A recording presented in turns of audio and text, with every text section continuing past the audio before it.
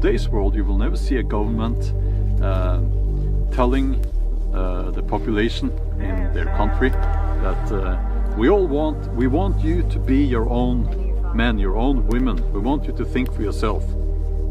They won't say that. On the contrary, they will say, this is what we think you should think. This is what we think you should say. This is what we think you should do. And this is how we want you to live.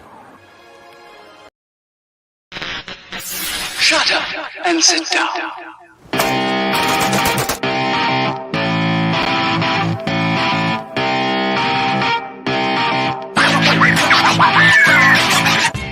By all means, go for it. Have fun. Just leave me alone. People are coming together more and more and more and more as the government has been failing us more and more. I'm against being shitty to people. You can't research your way into understanding somebody. One way or another, I'd rather have the fight now.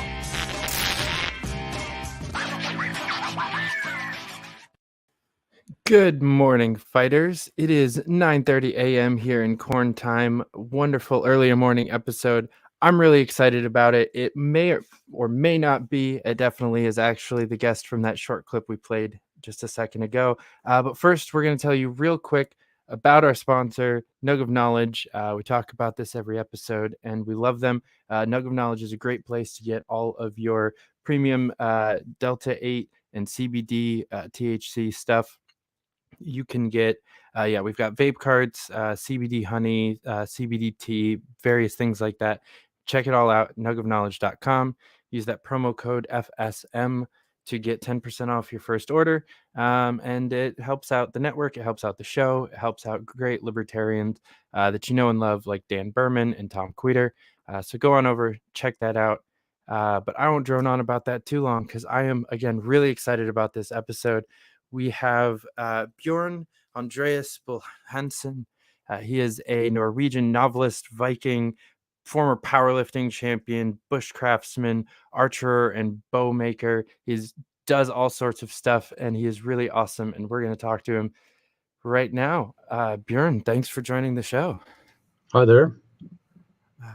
So I always like to start off with kind of a testimonial origin story kind of question.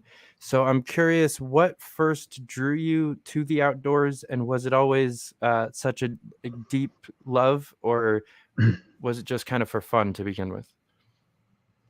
Well, it's always been an important part of my life. Now, growing up in Norway, it's quite natural, to get into the wilderness.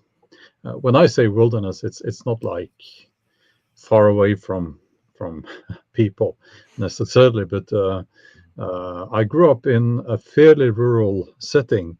It's not rural now, but that place, but it was a very integral part of my life from early on. So I didn't think much about it. Mm-hmm. Also, it was much more common back then to spend your days out in, playing in the woods and so on. Little kids, they don't do that anymore so much, which is a shame. It's crazy how much even that has changed just since I was a kid, which I feel like wasn't that long ago. But now I have a 6, 4, and 3-year-old nephew and nieces, and watching them grow up, it's very strange just how little they go outside and they explore things, and they've pretty much always lived in either a city or suburban setting. So the only time that they see real woods even is at my parents' house, and that's fairly rare. So the idea of like a long hike in the forest is something that I don't think any of them have even done yet. Okay. It's sad. So what inspired you to start the YouTube channel and really start sharing your experiences and your knowledge with other people? Well, it started out as, well, I actually started writing blog posts first on my website, which you're very kindly showing the website address on the screen there, I see. Thank you for that. Sure. And then I discovered that people were stealing my blog posts.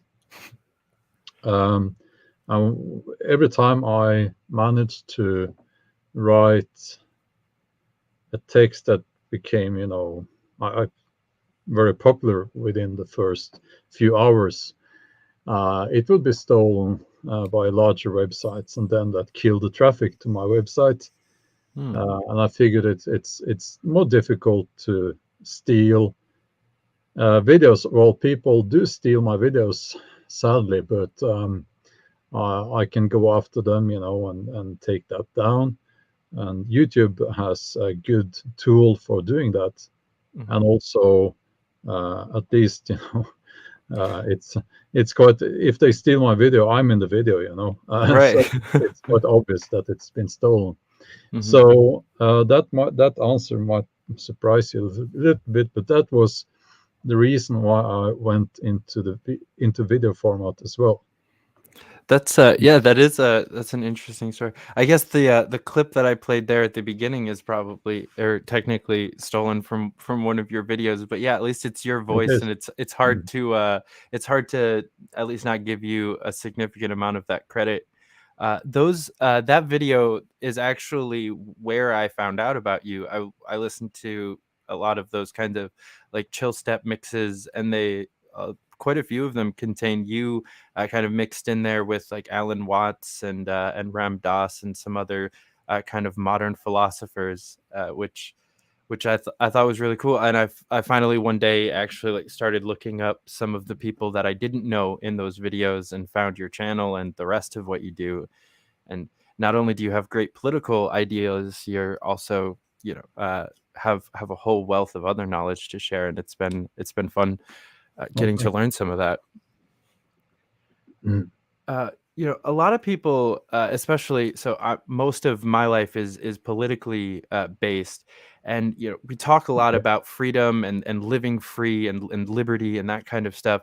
But I feel like you actually live a life that is freer than most people get to experience, with a real connection to the outdoors and kind of a breakaway from some of the tyranny that at least a lot of us are putting up with, especially right now. How much does the government and society kind of impact the way that you're living currently, and how can people incorporate that idea of true freedom if in their day-to-day lives in less outdoorsy spaces? In less outdoorsy spaces, well, that's a difficult one, because when I go to cities, which I have to do from time to time, I get the sense that everything is controlled and regulated, which is ironic, because people in cities tend to be very liberal, socially liberal. I'm not. I'm quite a conservative person, and it's something I have talked about in a few videos, and I've talked about masculinity in cities, and how that works. Doesn't work. So I really don't know. One aspect to it is that I don't want all the city people to move out in the countryside. Another aspect is, of course, that I do see the problems with living in an urban setting for both men and women. Yeah, it's very difficult to really connect with yourself or the actual just world when there's quite that many people around you. I had the unfortunate or misfortune of living in Brooklyn for about 4.5 years, and to that specific degree, being in New York City, there's no such thing as silence. There's no such thing as just any sort of like calm or peace at any point in time. It can be 4 o'clock in the morning. It's still there's still traffic and people honking horns and yelling and doing things, and it was very it was very weird for me, having grown up miles from my closest neighbor, just being in the middle of nowhere, having that kind of peace and quiet whenever I needed it, to just not be able to find it anywhere for such a long period of time. It really starts to, weigh on you mentally, to just not be able to unwind. So Yeah, I guess so. yeah, I definitely can understand what you're saying. If it just doesn't really work in those urban settings. So where did your kind of you've been talking a lot about COVID stuff lately, as that's kind of become obviously a main topic for everyone. But where did your kind of distrust for government and kind of wanting to distance yourself in that way originate? Or is that a more newer part of your philosophy? No, I don't really have a distrust in government. I wouldn't say that's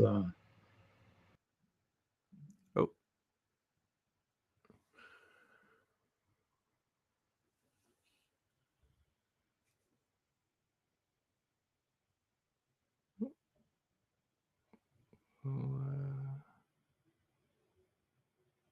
I'm not sure what happened there. We will wait, see if we can get him back in here.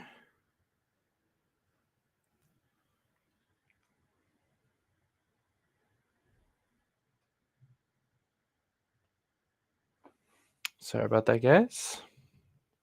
Seems like technical difficulties are the name of the game for the foreseeable future on Fight for Liberty Live.